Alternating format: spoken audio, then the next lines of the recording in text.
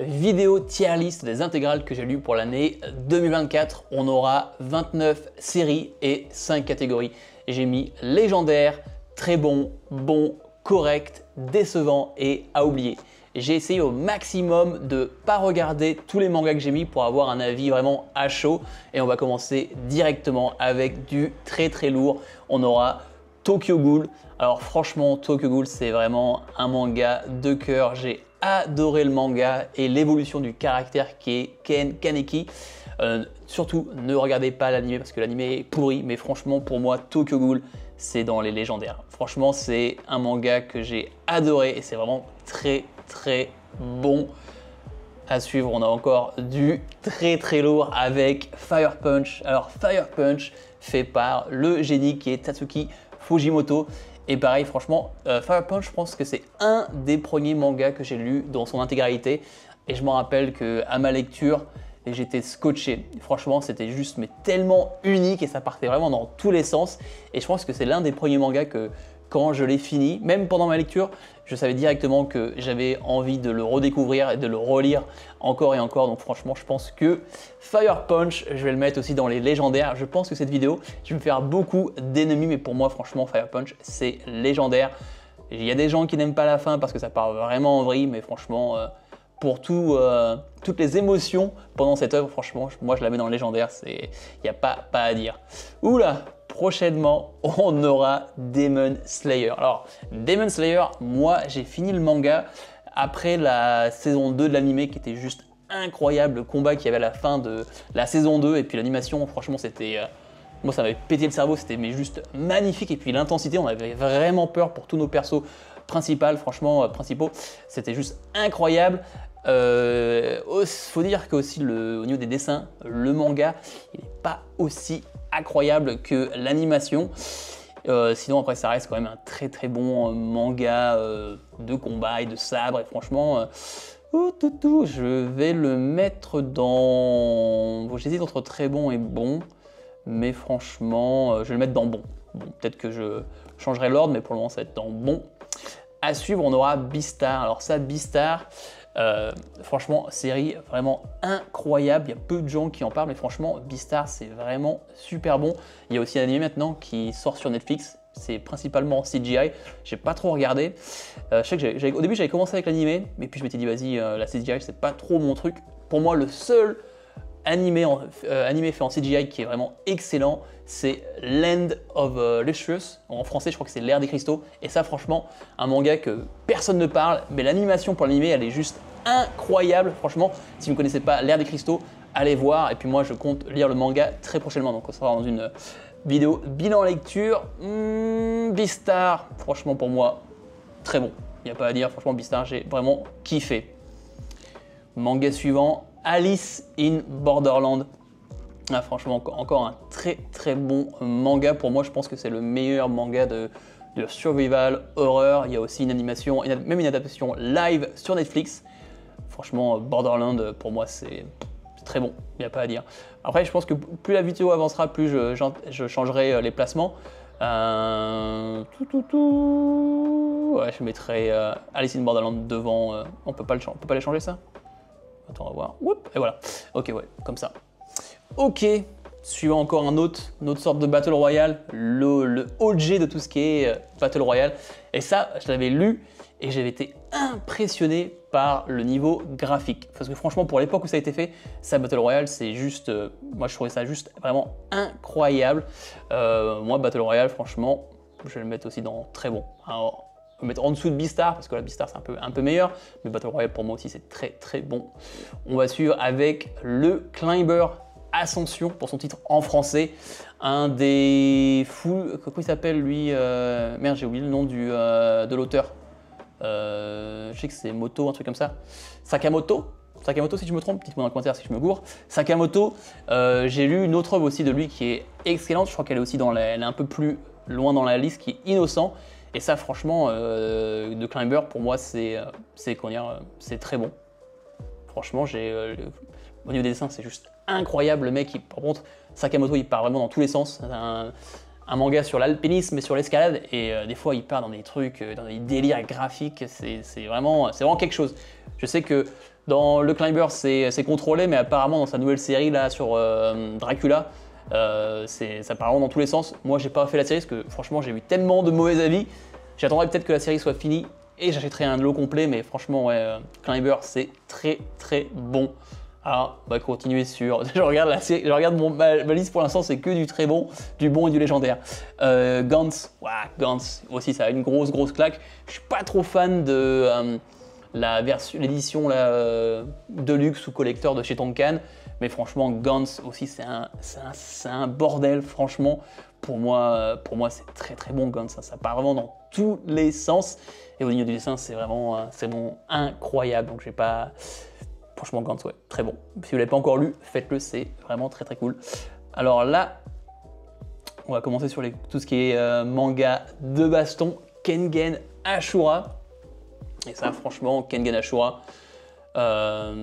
Sur tout ce qui est manga de baston, je sais qu'en général, je reproche le côté manque de conséquences suite à un combat où les mecs sont pétés en deux et je veux dire, 2 chapitres plus tard, ils sont tout nouveaux.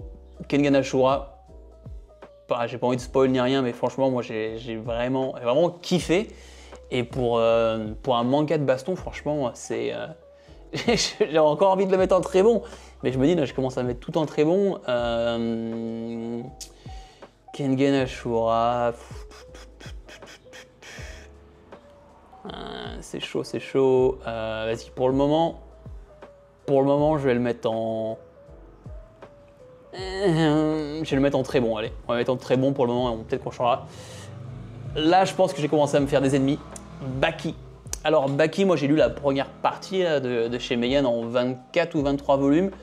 Et franchement, Baki, c'est sympa. C'est vraiment what the fuck. Mais là, il y a vraiment ce gros problème où, que ça soit Baki ou que ce soit les autres persos, ils se font mais exploser en deux en mode il n'y a plus de dents, on leur pète les bras, on leur pète tout.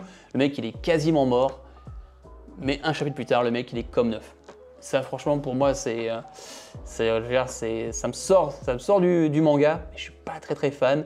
Et du coup, pour ça, même sur le côté, il y a vraiment le côté what the fuck. Moi, ça me rappelle beaucoup Jojo parce que vraiment, ça part dans tous les sens. Dans la première partie, Baki, il part dans la forêt, combattre contre un singe pour s'améliorer. Donc voilà, pour vous dire un peu le délire.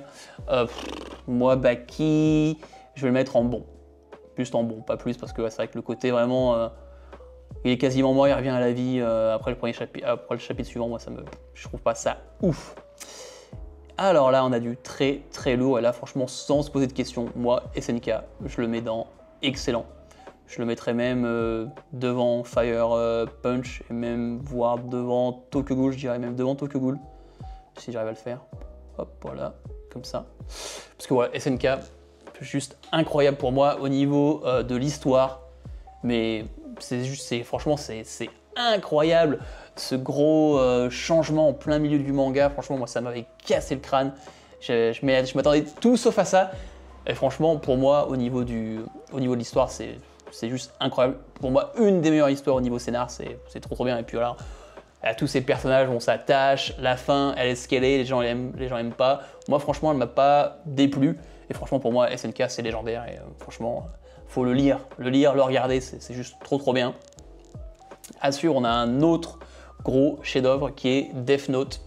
Alors Death Note, oui, à partir d'un moment, au niveau du rythme, ça change. C'est son gros problème. Mais franchement, la rivalité avec elle, et franchement, elle est juste incroyable. Moi, j'ai lu le manga, j'ai même pas encore regardé l'anime. J'ai regardé quelques épisodes et encore, mais j'ai principalement juste lu le manga. Alors le manga, ça prend 6 ans à lire. Putain, le manga est complet j'avais lu avec la nouvelle édition là, en tome double noir un peu plus large, qui est juste magnifique. Mais qu'est-ce que c'est long à lire, franchement. Death Note, c'est un truc de fou. Mais ça, Death Note, pour moi, c'est très bon. C'est très bon. Pas le mettre excellent juste pour le changement de rythme, mais à côté de ça, franchement, Death Note, c'est très bon. À suivre, un très bon combat, un très bon manga de samouraï, franchement, Shigori. Niveau dessin, oh là là. Par contre, faut pas craindre le sang, ni avoir peur de ce genre de choses, parce que là, dans Shigori, il y a des organes qui sortent, des têtes, des bras. Franchement, c'est sanglant, c'est gore. Je veux dire, ça envoie Shigori. Franchement, c'est incroyable. Moi, le seul truc que j'avais un peu de mal avec Shigori, le seul défaut que j'avais avec la série, c'est que on s'attache pas vraiment aux personnages, à nos deux personnages principaux. D'ailleurs, on a du mal. Mais à côté de ça, franchement, j'aime beaucoup aussi comment l'histoire est racontée. Au début, on les voit à l'âge adulte. Et puis, juste avant le grand combat, on retrace leur jeunesse et pourquoi ils se haïssent autant. Et ça, franchement, c'est juste incroyable au niveau dessin. C'est fou, ça envoie du lourd, du lourd, du lourd, du lourd. Shigori, je me tâte entre très bon et bon, franchement. Je vais le mettre en bon, mais je vais le mettre sur les hauteurs du bon. Baki sera vraiment... Ouais, Shigori, franchement, c'est en bon, voire très bon. Mais voilà, le dessin, c'est une claque de ouf. Ah, là, on va commencer un peu tout ce qui est manga psychologique, thriller. On va commencer avec le bateau de Thésée. Franchement, le bateau de Thésée, si je me trompe, c'est complet en 10 volumes. Et franchement, c'est super. Le seul truc que je reproche à tout ce qui est manga thriller, c'est au niveau de la relecture. Parce qu'en fait, une fois que tu connais qui est le grand méchant, ça veut dire ça perd un peu de sa super pour la relecture. Mais à côté de ça, franchement, le bateau de Thésée, c'est vraiment très très cool. Je vais le mettre en bon parce que voilà, j'ai aimé, mais moi je l'ai lu et je l'ai revendu parce que voilà, c'était bon, mais voilà, il n'y aura pas de relecture, donc je vais le mettre en bon. Je le mettrai quand même au-dessus de Baki et au-dessus de Demon Slayer. Donc on va le mettre comme ça, hop, Baki là, et Demon Slayer, voilà, juste en dessous de Shigori, bah, ça me paraît bien. Un autre manga de thriller psychologique de Killer Inside. Alors ça par contre, j'ai trouvé ça très très bon. Et en fait, c'est tellement de... Parce qu'en fait, ce qui se passe, c'est qu'on va suivre notre personnage qui se réveille et se rend compte qu'il a des journées ou des bouts de journée ou certaines heures où il a aucun souvenir de ce qui s'est passé. Et en fait, au fur et à mesure, bah, ces périodes d'oubli, elles s'agrandissent. Son père était un ancien tueur en série, donc du coup, lui a vécu une vie très compliquée suite à ça. Et en fait, il commence à se demander s'il n'est pas en train de faire un peu comme son père. Et ça, je me rappelle, j'avais vraiment kiffé l'histoire. C'est très complexe, il y a beaucoup de twists et beaucoup de va-et-vient. Et ça, même si c'est un thriller psychologique, bah là, en vous parlant actuellement, je connais le gros de l'histoire, mais je me rappelle vraiment plus des aboutissements. Et ça, c'est une série que j'ai gardée parce que franchement, elle est vraiment très très bonne. J'ai trouvé ça vraiment très très bon. Et pour moi, je vais le mettre en très bon. Je vais le mettre en bas des très bons. Mais franchement... Killer Inside, si tu l'as pas lu, franchement, fais-le, c'est très très bon. Oula, Mashle. Alors, Mashle, franchement, ce manga, un mélange entre One Punch Man et Harry Potter. Moi, je l'ai lu l'intégrale. C'est sympa, c'est sympa. Après, je veux dire, ça devient vite redondant au niveau des combats et de l'humour. Dessin, c'est très très propre. Moi, ce que je vais faire, c'est que Mashle, je vais le mettre en correct. Franchement, c'est sympa, mais sans plus. L'animé, j'ai pas regardé. Je sais que au niveau de la musique, la Crazy Notes, ils avaient fait un opening de ouf. Du coup, la série était de partout, ou du moins l'opening était de partout. Mais au niveau du manga, ouais, c'est très vite redondant les combats. Mais voilà, c'est bon. Voilà, c'est bon. La suite, mon gros coup de cœur, une série que j'adore à tel point que je sais pas si on peut le voir, mais j'ai un t-shirt de la série et puis même j'ai une résine de Dorohedoro. Et là, je me pose même pas de questions. Dorohedoro, ça va dans excellent. Et pour moi, ça va directement derrière SNK parce que, oh là là, ça, Dorohedoro, si tu l'as pas lu, il y a aussi l'animé qui est sur Netflix. Il y a d'ailleurs la saison 2 qui a été annoncée, qui va bientôt sortir. Donc, ouais, si tu l'as pas encore fait, tu peux checker un peu l'œuvre.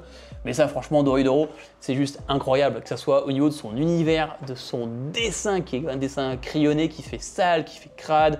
Mais c'est juste incroyable, ça part de partout. C'est fait par Sue Ashida. Dans le dernier bilan lecture, j'ai parlé d'une autre série qu'elle a faite qui s'appelle Die Dark. Et franchement, c'est juste incroyable. Elle a une imagination de malade. Elle est fan de Slipknot. Dans Dorohedoro, on s'en rend compte parce qu'il y a tout un système de masques. Mais son imagination, c'est un truc de malade. Que ce soit au niveau de l'univers, des personnages, des vêtements. Franchement, c'est juste incroyable. Et... d'essayer d'avoir le fin de mot de l'histoire de qu'est-ce qui arrivait à Kaimon, bah franchement ça part dans tous les sens et ça arrive, ça devient assez complexe, mais l'histoire elle est juste incroyable franchement. Dorohedoro, je pourrais jamais m'en lasser d'en parler parce que franchement c'est ma série de cœur, j'ai trop kiffé. On va suivre maintenant avec un autre manga de Sakamoto qui est Innocent. Innocent, et d'ailleurs il y a une autre partie qui s'appelle Innocent Rouge. Moi pour le moment je n'ai lu que Innocent. Et ça franchement, Innocent, oh là là, au niveau des dessins, etc., c'est juste incroyable cette histoire de... On suit la famille des bouchers de Paris. Des bouchers de Paris, c'est ça qu'on dit? Des exécutionneurs, voilà, de Paris. Et franchement c'est juste trop bien. Et Sakamoto il est trop fort pour te dessiner tout ce qui est les habits et même tout ce qui est l'architecture de l'époque de cette France.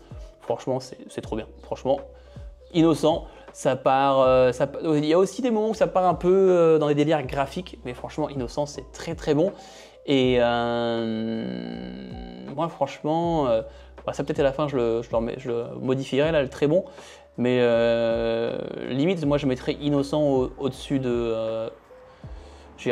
au-dessus de Climber, parce que franchement c'est vraiment très cool. Ah, là, prochain, on a Claymore. Claymore, un manga il y a peu de gens qui en parlent, de Dark Fantasy, et ça fait partie des gros, limite du Big Tree des Dark Fantasy avec Berserk et Ubeblatt, même si maintenant on a des très bons mangas de Dark Fantasy, là, que ce soit The Bogle Call. Pareil, j'en ai parlé dans ma dernière vidéo, si tu l'as pas vu, fais-le. The Bogle Call, c'est juste incroyable. Il y a aussi Centuria qui sort là en fin de mois, qui est très bon. Donc franchement, au niveau Dark Fantasy, on est gâté. Et ça, pour moi, Claymore, j'ai trouvé ça très bon. J'ai adoré, franchement. Et puis ça change d'avoir des persos féminins comme Prota. Et elles sont toutes badass. Et franchement, si tu aimes la Dark Fantasy, Claymore, c'est juste trop bien. Ouh là là, alors là je vois un peu en avance sur la liste, là je vais commencer à fâcher des gens. Gannibal. Alors ça je me rappelle, mais à l'époque il y avait une propagande pour ce manga, on le voyait de partout. Tout le monde disait que c'était une masterclass et du coup je m'étais laissé tenter par Gannibal. Et moi franchement, j'ai pas trouvé ça ouf du tout. Les premiers volumes sont sympas, mais en fait j'ai du mal quand on commence à mélanger le côté réel et le côté un peu science-fiction, parce que le manga part vite fait j'allais dire en couille, mais on va pas dire ça, il part en vrille. Et c'est vrai que Gannibal, je pense qu'aussi le fait de la surhype va vraiment tuer le manga pour moi. Et du coup, moi, je vais le mettre en décevant. Alors là, je sais que je vais sûrement...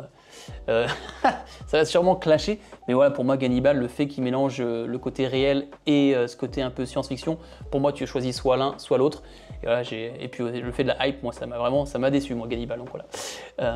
Déception. Autre manga aussi où là je pense que ça va clasher, on a mais comment ça s'appelle déjà, de Promise Neverland, voilà, j'avais oublié le nom. Promise Neverland, pareil, si je devais classer arc par arc, franchement le premier arc est juste incroyable, il est juste trop bien, et limite si le manga s'était arrêté à la fin du premier arc, et ça aurait été juste un 10 sur 10 ou un 9 sur 10, franchement c'était juste trop bien. La tension, ces petits enfants qui se retrouvent dans un orphelinat et ils se rendent compte que c'est pas tout rose et qu'il y a des trucs bizarres qui se passent, et franchement cette première saison elle est trop bien. Après il y a l'arc numéro 2, c'est Goldie Pound, qui est aussi franchement très cool. Et après, moi, je trouve qu'après, ça descend et c'est juste trop pouvoir de l'amitié, tout rentre, tout se passe trop facilement. Donc, moi, Promise Neverland, c'était pour les premiers arcs, ce serait en mode très bon, mais franchement, je vais mettre correct. Moi, je mettrais correct, voire même décevant si je me fie sur les arcs qui suivent et la fin. Mais parce que les deux premiers arcs étaient incroyables, on va le mettre en correct, parce que voilà. Alors là, ça va parler, je me rappelle plus le nom de l'auteur, mais c'est le même auteur qui a fait Gantz. Là, on a le Last Hero Inyoshiki. Last Hero Inyoshiki, franchement, je trouve que c'est une de ces histoires au niveau... une de ces histoires qui, au niveau de l'histoire, je me répète, mais qui est franchement, c'est contrôlé. De A à Z, c'est correct, ça part dans tous les sens. On suit deux persos où un est jeune. Et en fait, il se passe quelque chose et tous les deux vont se retrouver dans des corps de robots. Et ils vont avoir plus aucun feeling, plus aucune sensation, émotion. Le jeune, lui, va sentir des choses quand il fait du mal, quand il tue des gens, etc. Et le grand-père, bah, c'est dans l'autre sens. Lui, dès qu'il aide les gens, il va se ressentir humain. Et ça part dans tous les sens, c'est sanglant, c'est violent. Mais franchement, là sur Nishiki, ben, je vais pas le mettre en très bon. Franchement, ça pourrait être en très bon, mais je vais le mettre en bon. J'ai quand même préféré Gantz, même si Gantz, au niveau de l'histoire, ça part vraiment très très loin. Mais franchement, la série Nishiki, c'est pas mal. Alors là, un autre manga du même auteur qui a fait Gigantz. Alors ça, ça je l'ai encore, mais franchement, j'aurais pu le revendre. On va suivre ce perso principal qui tombe amoureux d'une actrice porno. Et il s'avère que cette actrice porno, je ne sais plus c'est quoi, c'est un collier ou un bracelet, je ne me rappelle plus trop. Et en fait, elle peut s'agrandir ou se rapetissir. Et du coup, la plupart du temps, elle devient énorme et elle se bat contre des kaijus. C'est vraiment n'importe quoi, c'est vraiment le typique de l'auteur.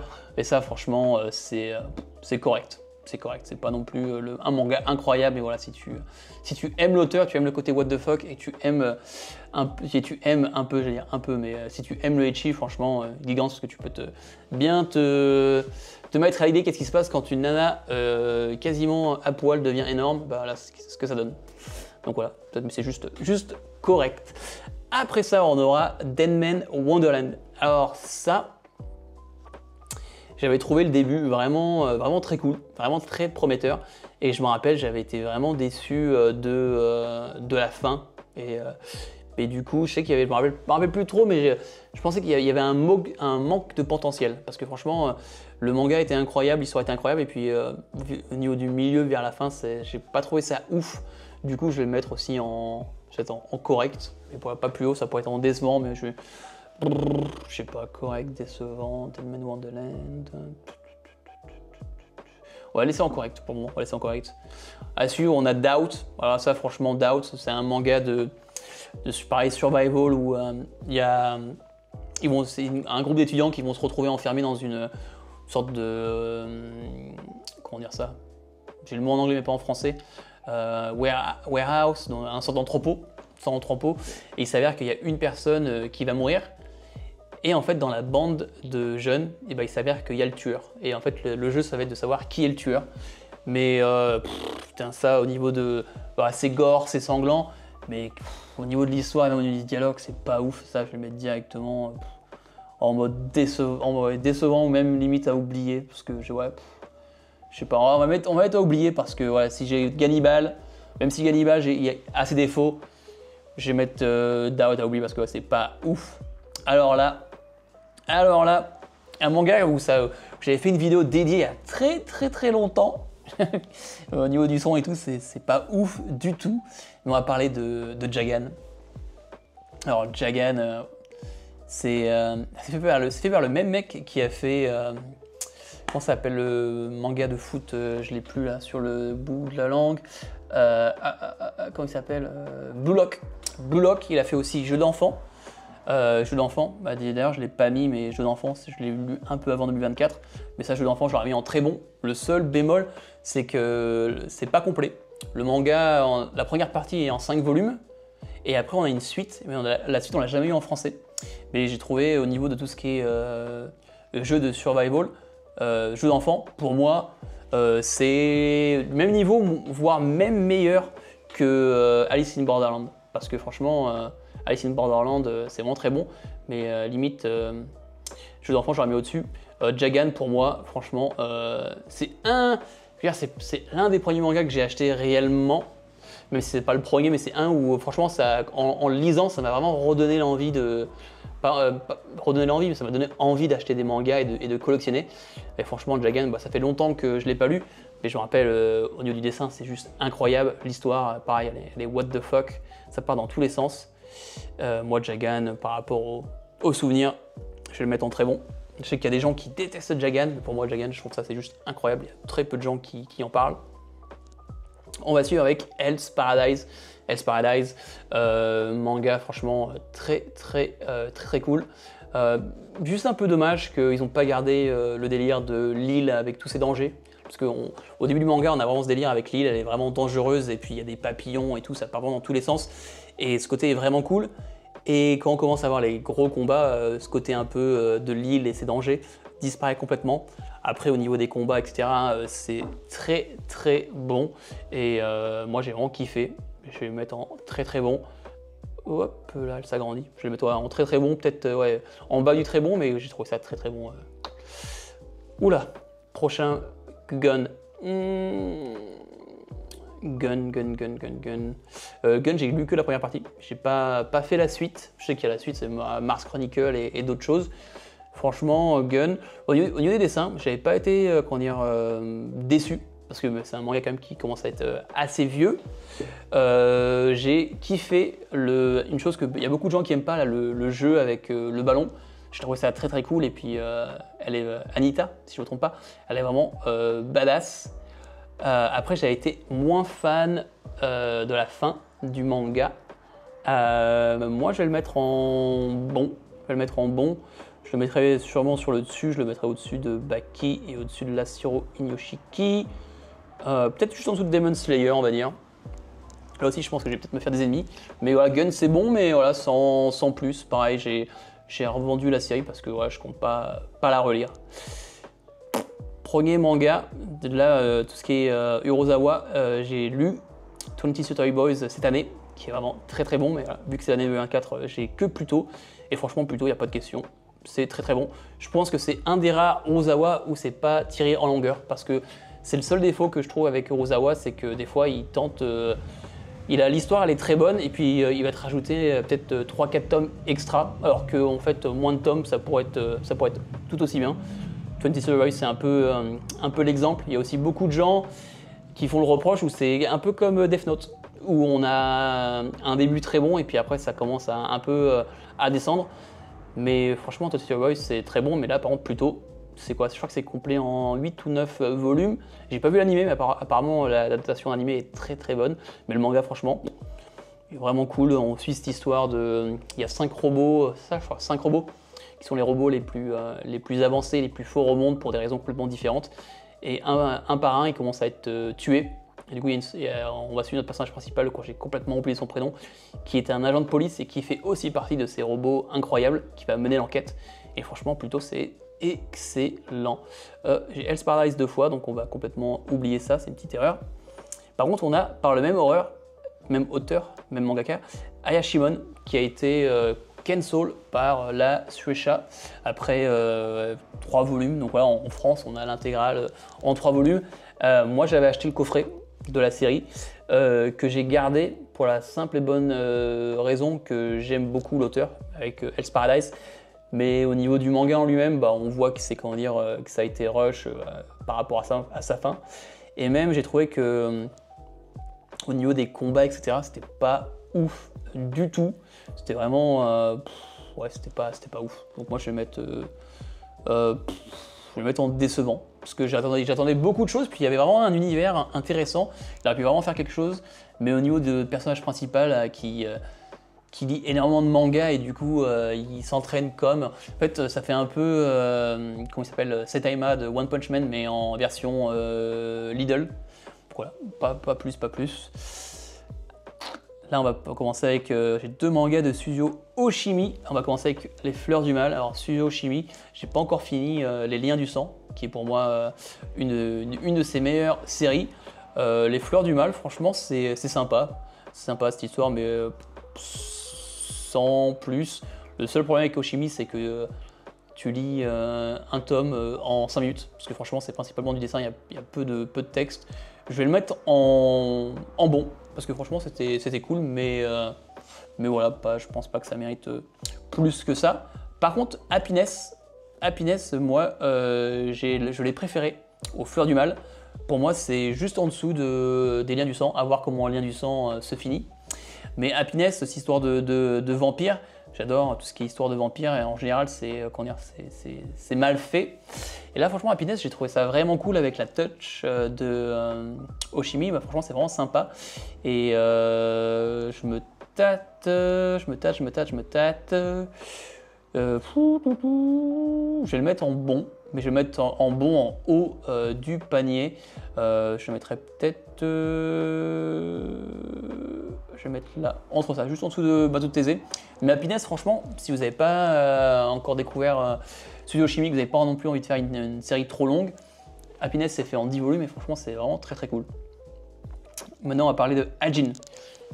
Hajin, franchement un manga où le protagoniste est juste incroyable. Pour moi c'est de toutes les séries que j'ai lues jusqu'à présent facilement dans le top 5 parce que ce protagoniste il est prêt à tout et il est tellement ingénieux que ça soit... parce que dans Hajin on va suivre ces personnes qui ont un pouvoir, mais en fait ce pouvoir il se révèle que quand la personne est morte. Donc en fait on vit dans ce monde où les Hajin existent, mais il y a peu de gens qui sont au courant qu'ils existent, mais la seule façon de savoir si tu es un Hajin, c'est quand tu meurs. Et du coup on va se retrouver avec notre prota qui est lui un très bon élève et qui se fait renverser par un camion de Isekai et du coup qui va revenir à la vie, qui se rend compte qu'il est un Hajin. Et après ça, du coup, l'armée, etc., va essayer de le poursuivre parce que les Hajin sont utilisés pour faire plein de tests, que ce soit sur les médicaments, etc., voir qu'est-ce qu'ils sont capables de faire. Et moi, au début, Hajin, j'ai pas vraiment aimé le prota, même jusqu'à la fin. Le prota, j'ai eu beaucoup de mal, mais son protagoniste est juste incroyable. Les dessins sont vraiment cool. Et il y a des moments dans le manga où par rapport à leur régénération, comment ça fonctionne, le mangaka a été vraiment très malin. Et ça franchement, je vais le mettre dans les bons et je vais le mettre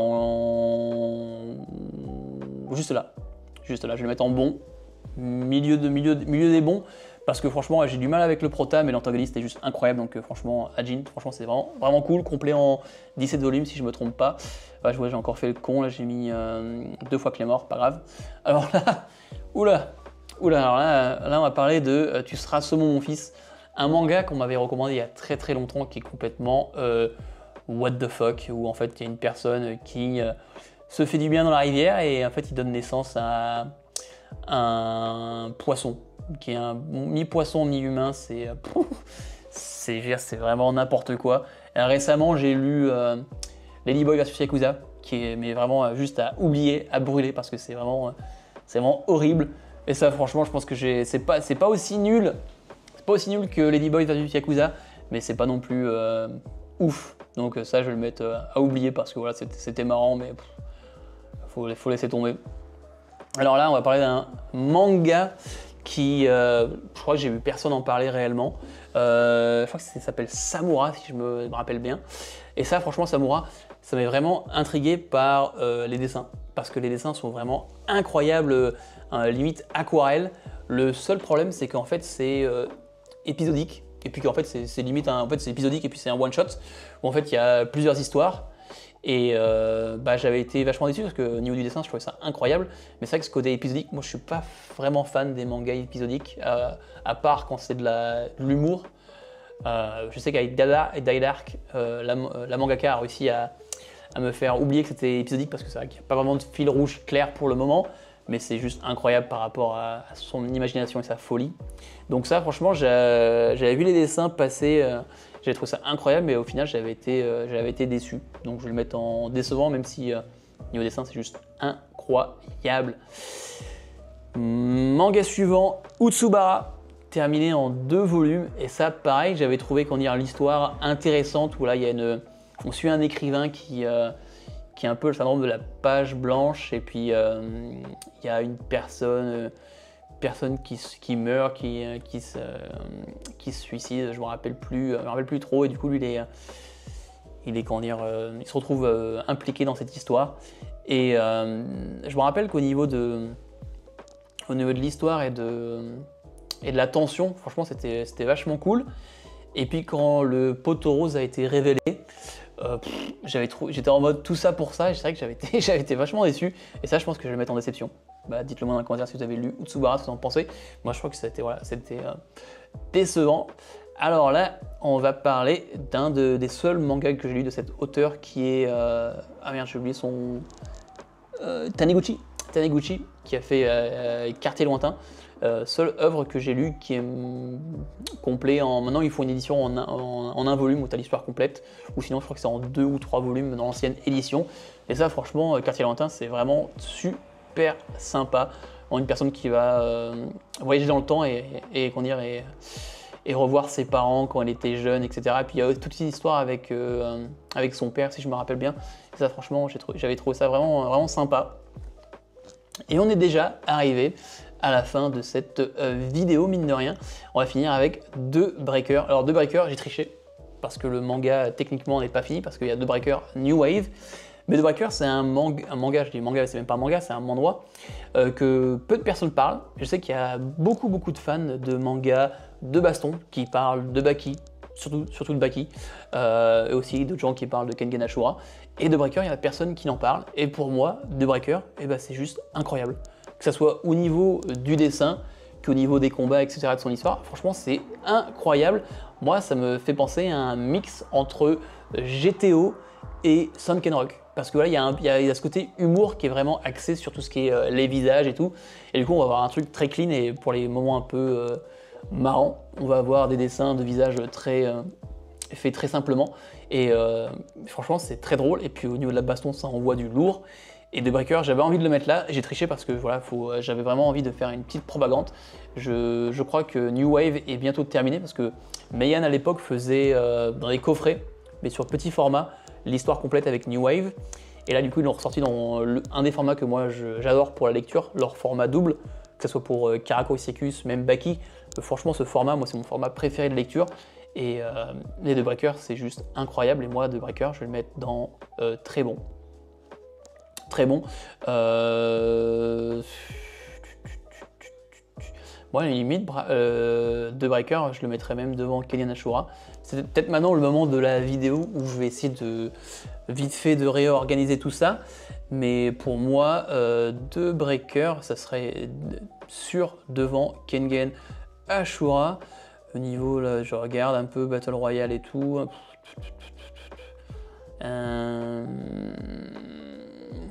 C'est compliqué. Je vais peut-être avancer et revenir vers vous quand j'aurai fini tout mon rangement parce que là, ça va peut-être prendre un peu de temps.